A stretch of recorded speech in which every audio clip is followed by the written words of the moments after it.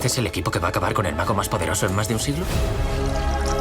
¿Quién no querría estar en nuestro lugar? Nadie lo sabe todo. I wanted to start asking you, how would you say Newt and Albus have changed and the franchise have changed now that Grindelwald is out in the open and plotting stuff? Well, how we changed. I think with this new film, there is a much more direct threat. And the rise of Grindelwald and the fact that he is actually finding a more public persona. In fact, he is allowed to enter into the Wizarding World general election within the story, means that the task at hand is a little more immediate. And I'm stealing something that how Eddie describes this, but there's a sort of heist quality to this film. Dumbledore puts together a crew led by Newt, and the team have to go and stop the rise. And so, yeah, I guess the answer is that it's a little more immediate and present, and the clock is ticking. Yeah, sure.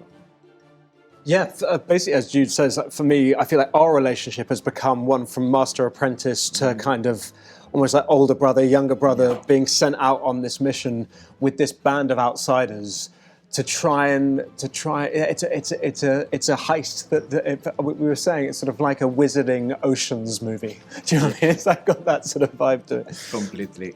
The third act, I love it. The cases, yeah, it's wonderful. So, Eddie, last time we talked back in 2018 in Madrid. When I was a child. Yeah, we were so young. You told me that the movie was going to take place in Brazil. True. And, a lot of things have changed. How different was that version from the film that we get to see? So we were meant to, the whole section that was set in Bhutan was meant to be set in Brazil, but because we were meant to travel to go and shoot it, then COVID hit, and they could have built some of Brazil here because they're very good at, but basically the weather, because we were shooting through British winters, was too awful, and so sadly too many grey skies. We had to give up the Brazilian element, and it was changed to Bhutan, which has an amazing mystery and beauty to it as well. But I was very excited about the process. We never get to go on location on these movies. Poor us. We get to see some pretty extraordinary sets. But so I was quite excited about a group visit to Brazil. I even had a white linen Dumbledore suit. We had fittings for these men, exactly. I did. I had a beautiful and a straw hat. It was literally like Dumbledore on holiday.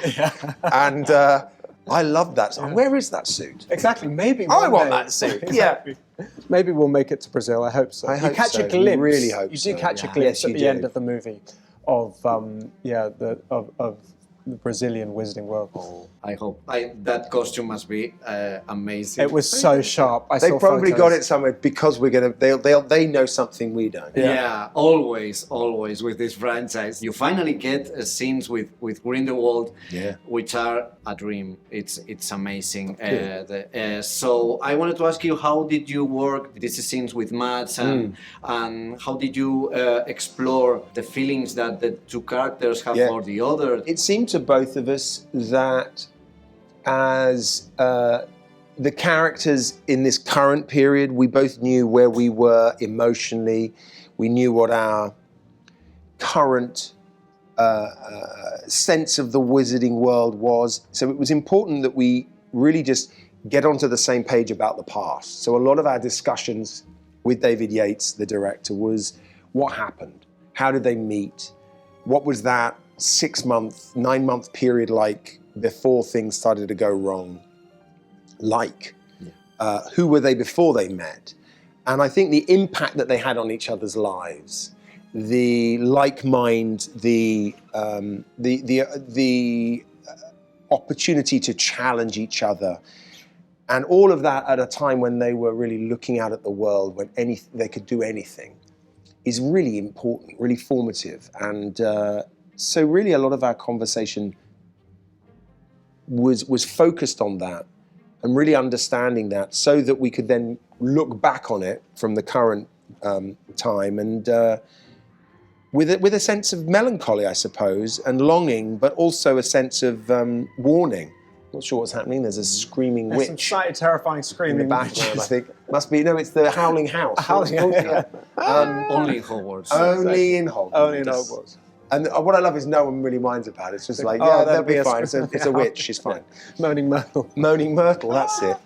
But I think that was really it. That was all we could do, and obviously with a great script and incredibly fully formed characters, it's very easy just to settle into moments like that, and you find a kind of truth and a connection, and you let the magic do the rest. Yeah, it's amazing. I Good. have to say. So thanks a lot for this interview. Thank you. And congratulations for the movie. I Glad can't you wait enjoyed to it. watch it. Watch you again. Thank you so much. Thank you. Nuestra guerra contra los muggles comienza hoy. El mundo que conocemos se desmorona.